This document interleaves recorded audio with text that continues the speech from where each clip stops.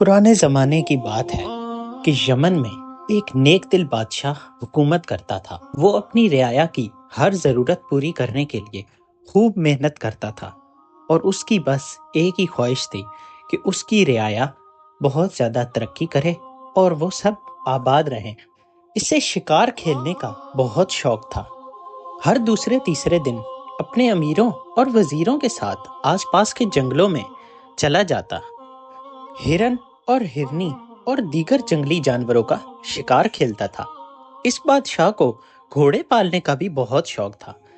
दोस्तों, वीडियो में आगे बढ़ने से पहले जैसा कि आप स्क्रीन पर देख रहे होंगे कि बहुत सारे लोग हमारे चैनल को सब्सक्राइब किए बिना ही चले जाते हैं। आपसे गुजारिश है कि हमारे चैनल को ज़रूर सब्सक्राइब करें ताकि हम आपके लिए मज़ीद ऐसी वीडियोस लेकर आते रहें। आपके तावन का शुक्रिया। जहाँ कहीं भी कोई चालाक और फुर्तीला घोड़ा उसे नजर आ जाता तो झट से उसके मालिक से सौदा तय कर लेता और उसे मुंह मांगी कीमत देकर घोड़ा फौरन से खरीद लेता था। एक दिन खुदा का करना ऐसा हुआ कि इस बादशाह के दरबार में अरब के एक मुल्क से घोड़ों का एक सौदागर आया। झुककर अदब बजा लाया और अर्ज की, हुजूर आलम पनाह, गुलाम एक घोड़ा लाया है, आप इसे देखकर जरूर खुश होंगे। ऐसा फुर्तीला घोड़ा कि पल भर को इसके पांव जमीन पर नहीं टिकते, आग के इशारे पर हवा से बातें करने लगता है। लेकिन हुजूर, इस घोड़े में एक नुक्स भी है। ये मिजाज का बहुत कड़वा भी है, बुदक बहुत ज्यादा है, किसी को भी अपने पास आसानी से भटकने नहीं देता। लेकिन जिसको ये पसंद कर ले फिर हमेशा उसी का होके रहता है। अगर हुजूर इस घोड़े को देखना पसंद फरमाए तो आपका ये गुलाम उस घोड़े को हाजिर कर सकता है। बादशाह ने अरबी सौदागर से घोड़े की तारीफ सुनी और हंसकर कहा, मियाँ सौदागर, तुम बेफिक्र हो जाओ, अपना घोड़ा लेकर आओ। हमने यहाँ बड़े बड़े टेढ़े घोड़ों को भी सीधा कर डाला है। तो देखते हैं ये अरबी नस्ल का घोड़ा किस मिट्टी का बना है। दूसरे दिन अरबी सौदागर घोड़ा लेकर बादशाह की खिदमत में हाजिर हो गया। घोड़े को देखकर बादशाह की आंखें खुली की खुली रह गईं। ऐसा खूबसूरत और फुर्तीला घोड़ा बादशाह ने अपनी उम्र में पहले कभी नहीं देखा था। बादशाह ने खुश होकर सौदागर को इनाम से माला माल कर दिया और घोड़ा अपने मुलाजिम के हवाले करते हुए कहा, इस घोड़े को शाही अस्तबल में ले जाओ और इसके लिए चारे का इंतजाम करो। कल हम इसी घोड़े पर सवारी करेंगे और अपने अमीरों और वजीरों के साथ शिकार खेलने के लिए जाएंगे। दूसरे दिन सुबह सवेरे बादशाह अपने नए घोड़े पर सवार होकर अपने वजीरों और अपने सिपाहियों के साथ शिकार खेलने के लिए रवाना हो गया। कुछ देर तो खैरियत से गुजरी, लेकिन जब बादशाह एक हिरन का शिकार करने के लिए आगे बढ़ा तो तभी वहां पर एक शेर आ गया। शेर ने झपटे से बादशाह का अरबी घोड़ा अचानक से बिदक उठा और बादशाह को जमीन पर पटक कर सरपट एक तरफ भाग दौड़ा। जब बादशाह के सिपाही इसकी मदद को पहुंचे तो शेर ने बादशाह पर हमला कर दिया था और अपने तेज दांतों से उसकी बाई टांग पर बुरी तरह वार किया था। बादशाह के साथी जब तक वहां आए, शेर बादशाह की टांग पर हमला करके वहां से भाग चुका था। बादशाह के साथी इसे उठाकर महल ले आए और शाही हकीमों को बुलाया गया। हकीमों ने इलाज शुरू कर दिया। उन्होंने अपनी तरफ से कोई कोशिश उठा ना रखी, लेकिन बादशाह की टांग शेर ने बुरी तरह कुचल दी थी कि वो अच्छी ना हो पाई। आखिर सब हकीमों ने यही फैसला किया कि बादशाह की जान इसी सूरत में बच सकती है कि उसकी टांग काट दी जाए। चनाचा हकीमों ने एक ऑपरेशन करके बादशाह सलामत की टांग काट डाली। थोड़े ही दिनों में जख्म भर गया और बादशाह बिल्कुल सेहतियाब हो गया। लेकिन एक टांग कट जाने से बादशाह को बहुत ज्यादा सदमा पहुंचा। अब वो हर वक्त उदास और गमगीन रहने लगा। उसने शिकार पर जाना भी छोड़ दिया था। हर वक्त उसके चेहरे पर खामोशी ही छाई रहती। इस बादशाह की एक बहुत ही खूबसूरत बेटी भी थी। इसका नाम महजबीन था। वो अपने बाप से बेहद मोहब्बत करती थी। उसका दिल बहलाने के लिए घंटों उसके पास बैठी रहती थी और उससे खूब बातें किया करती थी। लेकिन बादशाह का गम किसी तरह दूर न होता था। بادشاہ کے محل سے دور ایک پہاڑی تھی. اس پر ایک بوڑھا رہتا تھا جو بہت عقل مند اور دانا انسان تھا. دور دور سے لوگ اس کے پاس آتے تھے اور اپنی مصیبتیں بیان کرتے تھے، اور یہ دانا آدمی ان سب کو بہت مفید مشورے دے کر ان کی ضرورتیں پوری کیا کرتا تھا. ایک دن بادشاہ کے وزیروں نے آپس میں بیٹھ کر صلاح مشورہ کیا اور اس نتیجے پر پہنچے کہ اس بوڑھے آدمی کو بلایا جائے، شاید یہ بادشاہ کا غم دور کر سکے. جب بوڑھا آدمی بادشاہ کے سامنے حاضر ہوا تو بادشاہ نے اسے عزت سے اپنے پاس بٹھایا اور کہا، بڑے میاں، تم میرے ملک میں سب سے دانا اور عقل مند آدمی ہو، ایسا میرے وزیر کہتے ہیں.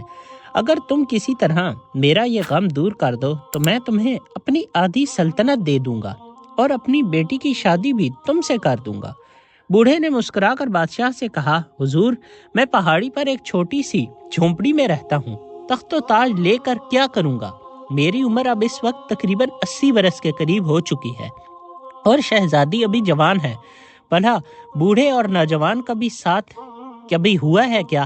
آپ ایسا کیجئے کہ اپنے ملک میں ایک ڈھنڈورا پٹوا دیجئے کہ جو بھی بادشاہ سلامت کے لیے نئی ٹانگ لائے گا اسے آدھی سلطنت انعام میں دے دی جائے گی، اور اس کے ساتھ ہی اپنی بیٹی کی شادی بھی اسی سے کر دی جائے گی. کیا معلوم کہ کوئی ایسا عقلمند اور بہادر نوجوان مل جائے جو حضور کی خواہش پوری کر دے. یہ سن کر بادشاہ کے چہرے پر کچھ خوشی آئی اور اس نے کہا، مجھے تمہاری یہ رائے بہت پسند آئی ہے، میں ابھی اس کا انتظام کر دیتا ہوں. دوسرے دن بادشاہ کے حکم کے عین مطابق سارے شہر میں یہ اعلان کروا دیا گیا کہ جو کوئی بھی بادشاہ کے لیے ایک نئی ٹانگ لے کر آئے گا، بادشاہ اسے آدھا تخت اور اپنی بیٹی کی شادی بھی اس سے کریں گے. یہ اعلان سن کر سینکڑوں لوگوں کا جی للچایا اور وہ جلدی جلدی ٹانگیں بنانے لگ گئے. چند دن بعد سینکڑوں لوگ مصنوعی ٹانگیں لے کر بادشاہ سلامت کے محل کے سامنے جمع ہو گئے اور ایک دوسرے کو دھکے دینے لگے اور سب چیخ چیخ کر کہنے لگے، بادشاہ سلامت، ٹانگ حاضر ہے. حضور، میں نے بہت اچھی ٹانگ بنائی ہے، آپ کو یقیناً پسند آئے گی. سب سے پہلے میری بنائی ہوئی ٹانگ دیکھیں. اسی طرح لوگوں کا ہجوم بڑھتا چلا گیا. ہر شخص کی یہی کوشش تھی کہ وہ سب سے پہلے بادشاہ کے سامنے پہنچے اور اپنی بنائی ہوئی ٹانگ پیش کر کے بہت سارا انعام و اکرام حاصل کرے. لوگوں نے اتنا شور مچا رکھا تھا کہ کن پڑی آواز سنائی نہ دیتی تھی. محل کے داروغہ نے انہیں زبردست ڈانٹ پلائی اور کہا، اگر تم لوگ چپ نہ ہوئے تو میں ابھی تم سب کے سر اڑا دوں گا. آخر کار بادشاہ نے حکم دیا کہ ان لوگوں کو ایک ایک کر کے ہمارے سامنے پیش کیا جائے. پہلا شخص بادشاہ سلامت کے سامنے پیش ہوا. وہ لکڑی کی ٹانگ بنا کر لایا تھا. وہ کہنے لگا، بادشاہ سلامت، ذرا اس ٹانگ کو آزما لیجئے. جب بادشاہ نے وہ لکڑی کی ٹانگ اپنی کٹی ہوئی ٹانگ پر لگائی تو وہ اتنی بھاری تھی کہ بادشاہ کے لیے اپنی جگہ سے ہلنا جلنا دو بھر ہو گیا. بادشاہ غصے سے آگ بگولا ہو گیا اور اس نے وہی ٹانگ اٹھا کر اس آدمی کے سر پر دے ماری اور اس سے کہا کہ اس آدمی کو میری آنکھوں سے دور کر دیا جائے. بادشاہ کے سپاہی اس آدمی کو بادشاہ کے سامنے سے دوسری طرف لے گئے. اب دوسرا آدمی حاضر ہوا. یہ ٹین کی بنی ہوئی ٹانگ لایا تھا. دیکھنے میں یہ ٹانگ بہت خوبصورت تھی، لیکن جب بادشاہ نے اسے اپنی کٹی ہوئی ٹانگ پر لگایا تو پہلے تو بادشاہ کو بالکل صحیح محسوس ہوا اور جس آدمی نے ٹانگ لائی تھی وہ بے حد خوش ہوا کہ اب تو انعام اسی کو مل جائے گا. لیکن کچھ دیر چلنے کے بعد جب بادشاہ نے اس ٹانگ کو اتارنے کی کوشش کی تو وہ وہیں پھنس کر رہ گئی. ٹانگ لگانے والے آدمی کے چہرے پر یہ دیکھ کر ہوائیاں اڑنے لگیں. وہ تھر تھر کانپنے لگا. بادشاہ کے امیروں اور وزیروں نے بڑی کوشش کی کہ کسی طرح یہ ٹین کی ٹانگ اتر آئے، لیکن کچھ کامیابی حاصل نہ ہوئی. آخر کار لوہار کو بلوایا گیا. اس نے بڑی مشکل سے بادشاہ کو اس مصیبت سے نجات دلائی. بادشاہ اس تکلیف کی وجہ سے سخت غصے میں آ گیا اور اس نے حکم دیا کہ اس بدتمیز آدمی کے گلے میں یہی ٹین کی ٹانگ باندھ کر اسے بطخ والے تالاب میں پھینک دیا جائے. اس کے بعد اور بھی بہت سے لوگ ٹانگیں لے کر بادشاہ کی خدمت میں پیش ہوئے. ان میں سے کچھ ایسے بے وقوف بھی تھے جو روئی اور کپڑے سے بنی ہوئی ٹانگیں بادشاہ کے سامنے لے آئے تھے اور کئی بانس کی ٹانگیں لے کر آئے تھے۔ یہ سلسلہ شام تک جاری رہا۔ مختلف قسم کی ٹانگیں بادشاہ سلامت کی خدمت میں پیش کی گئیں، لیکن سب کی سب بیکار نکلیں۔ چنانچہ ان ٹانگیں لانے والوں کا بہت برا حال ہوا اور انہیں دھکے دے کر محل سے نکال دیا گیا۔ اب بادشاہ پھر سے اداس رہنے لگا۔ وہ سارا دن غم کی مورت بنا تخت پر بیٹھا رہتا، خلا میں گھورتا رہتا، نہ کسی سے بات کرتا اور نہ کہیں آتا جاتا۔ ہر وقت وہ غم میں ہی ڈوبا رہتا تھا۔ محل میں ہر کوئی اداس تھا، کیونکہ ان کا وہ بادشاہ جو اتنا اچھا اور نیک دل تھا، اب وہ کسی سے بات تک کرنا پسند نہیں رہتا۔ کئی مہینے اسی طرح بیت گئے، مگر بادشاہ کے ہونٹوں پر مسکراہٹ نہ آئی۔ شہزادی مہجوین اپنے باپ کی یہ حالت دیکھ کر ہر وقت روتی رہتی تھی۔ دربار کے حکیموں نے آپس میں کہا، اگر ہمارا بادشاہ سلامت اسی طرح اداس رہا اور غم کھاتا رہا تو کچھ ہی دنوں میں یہ مر جائے گا۔ اسی طرح کچھ عرصہ اور گزر گیا۔ ایک دن بادشاہ کے دربار میں ایک نہایت خوبصورت نوجوان شہزادہ حاضر ہوا اور بادشاہ سلامت سے ملنے کی خواہش ظاہر کی۔ بادشاہ نے اس نوجوان کو اپنے پاس بلوایا اور اس کے آنے کی وجہ دریافت کی۔ شہزادے نے کہا، بادشاہ سلامت، اس غلام کو آپ کے دکھ درد کا سب حال معلوم ہے اور میں نے آپ کی اداسی اور غم کا راز بھی جان لیا ہے۔ آپ اسی وقت اپنے تمام امیروں اور وزیروں کو اپنے پاس بلائیں۔ اس وقت میں حضور کی خدمت میں سچ مچ کی ٹانگ پیش کروں گا۔ وہ لکڑی، ٹین، کپڑے یا روئی کی نہیں ہوگی، بلکہ خون اور گوشت کی بنی ہوئی ٹانگ ہوگی۔ بادشاہ سلامت کی آنکھیں شہزادے کی بات سن کر خوشی سے چمک اٹھیں۔ وہ کہنے لگا، اے نوجوان، کیا تم سچ کہتے ہو؟ شہزادے نے کہا، ہاتھ کنگن کو آرسی کیا، کل اسی وقت دربار میں حضور اپنی آنکھوں سے دیکھ لیں گے۔ یہ کہہ کر شہزادے نے بڑے ادب سے جھک کر بادشاہ کو سلام کیا اور تیزی سے دربار سے باہر چلا گیا۔ دوسرے دن بادشاہ اپنے تمام امیروں اور وزیروں کو دربار میں اکٹھا کر کے اس نوجوان کے بادشاہ کے دربار میں آنے کا انتظار کرنے لگا۔ سب کے سب لوگ بے صبری سے اس نوجوان کی راہ دیکھ رہے تھے۔ تھوڑی ہی دیر بعد نوجوان شہزادہ دربار میں داخل ہوا۔ اس کے ہاتھ میں ایک لمبا سا لکڑی کا صندوق تھا۔ وہ بادشاہ کے تخت کے پاس آ کر گھٹنوں کے بل بیٹھ گیا اور کہنے لگا، لیجئے بادشاہ سلامت، یہی وہ خون اور گوشت کی بنی ہوئی ٹانگ ہے جس کا میں نے کل آپ سے وعدہ کیا تھا۔ یہ کہہ کر اس نے لکڑی کا صندوق کھولا اور ایک ہرن کی ٹانگ نکل کر بادشاہ کے سامنے پیش کر دی۔ تمام دربار پر سناٹا چھا گیا۔ امیروں اور وزیروں کے چہرے بالکل ایک زرد ہو گئے۔ بادشاہ کا چہرہ غصے سے سرخ ہو گیا۔ اس نے اس لڑکے کی طرف قہر بھری نظروں سے دیکھا اور پھر اچانک ایک دم بادشاہ کا سارا غصہ اتر گیا اور اس نے زور زور سے کہکا لگانا شروع کر دیا۔ یہ دیکھ کر دربار کے لوگ پہلے تو حیران ہوئے، مگر جب انہوں نے بادشاہ کو ہنستے دیکھا تو وہ بھی ہنسنے لگے۔ بادشاہ نے کہا، اے نوجوان، تم نے جس ہوشیاری اور عقل مندی سے مجھ سے شرط جیتی ہے، میں اس کی داد دیتا ہوں اور اب میں کبھی غمگین نہیں رہوں گا، بلکہ اب میں اپنی رعایا کا خوب خیال رکھوں گا۔ شاید میری قسمت میں ایک ٹانگ سے ہی ان لوگوں کی خدمت کرنا لکھی ہے۔ اللہ تعالیٰ کا شکر ہے کہ اس دن شیر نے صرف میری ٹانگ پر ہی حملہ کیا، میری گردن پر نہیں۔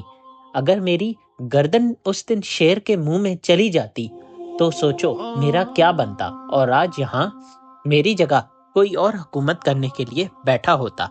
میری ایک ٹانگ کھو جانے کے باوجود میری رعایا مجھ سے اتنا پیار کرتی رہی کہ میرے لیے ایک نئی ٹانگ بنانے تک کے پیچھے پڑ گئی، اور میرے وزیروں نے ہمیشہ اس حالت میں بھی میرا ساتھ دیا، اور وہ یہی چاہتے تھے کہ کسی طرح ہمارا بادشاہ خوش رہے۔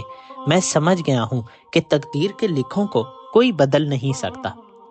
پھر بادشاہ خوشی خوشی دوبارہ اپنی رعایا کی خدمت میں لگ گیا، اور کچھ دن بعد ہی اس عقل مند نوجوان سے بادشاہ نے اپنی بیٹی کی شادی کر دی، اور وہ دونوں خوشی خوشی اپنی زندگی گزارنے لگے۔ دوستو، اس کہانی سے ہمیں یہ سبق سیکھنے کو ملتا ہے کہ انسان کے جسم کا ہر حصہ اللہ تعالیٰ کی عطا کردہ ایک انمول نعمت ہے۔ جس کی قدر ہمیں اس کے کھونے کے بعد ہوتی ہے۔ اگر قدرت کی دی ہوئی یہ نعمت ایک بار چھن جائے تو وہ دوبارہ حاصل نہیں کی جا سکتی، لہٰذا ہمیں ہمیشہ اپنی صحت و جسمانی تندرستی کا خیال رکھنا چاہیے اور اللہ تعالیٰ کا ہر وقت شکر گزار رہنا چاہیے۔ یہ قصہ اس بات کی بھی نشاندہی کرتا ہے کہ زندگی میں مشکلات اور آزمائشیں آتی رہتی ہیں، لیکن دانش مندی اور ہوشیاری کی سوچ کے ذریعے ہم ہر مصیبت کا سامنا کر سکتے ہیں۔ بادشاہ کی مایوسی یہ ظاہر کرتی ہے کہ ایک نقصان انسان کو کتنا دل گرفتہ کر سکتا ہے، لیکن ایک ذہین اور بہادر نوجوان کی عقل مندی نے نہ صرف بادشاہ کا غم دور کیا بلکہ خود کے لیے ایک روشن مستقبل بھی حاصل کر لیا۔ کہانی میں شجاعت، حاضر دماغی اور موقع سے فائدہ اٹھانے کی اہمیت کو بھی اجاگر کیا گیا ہے۔ یہ ثابت کرتی ہے کہ صرف طاقتور ہونا کافی نہیں، بلکہ عقل و دانش، صبر اور حکمت بھی کامیابی کے لیے بے حد ضروری ہیں۔ آخر میں ہمیں یہ سبق بھی ملتا ہے کہ خوشی اور کامیابی صرف جسمانی حالت پر منحصر نہیں، بلکہ ہماری سوچ، رویے اور حالات کا سامنا کرنے کے طریقے پر بھی منحصر ہے۔ اللہ تعالیٰ سے دعا ہے کہ وہ ہمیں ہمیشہ صحت و تندرستی عطا کرے اور ہر آزمائش میں صبر و حکمت کے ساتھ کامیابی نصیب فرمائے۔ آمین۔ دوستو، امید ہے آپ کو ہماری آج کی یہ کاوش بے حد پسند آئی ہوگی۔ ویڈیو کو لائک اور کامنٹس میں اپنی قیمتی رائے کا اظہار کرنا مت بھولیے گا۔ اس کے ساتھ ساتھ ہمارے چینل UI وائس کو بھی سبسکرائب کرنا نہ بھولیے گا۔ ملتے ہیں اگلی اسی طرح کی شاندار ویڈیو کے ساتھ، تب تک کے لیے اللہ نگہبان۔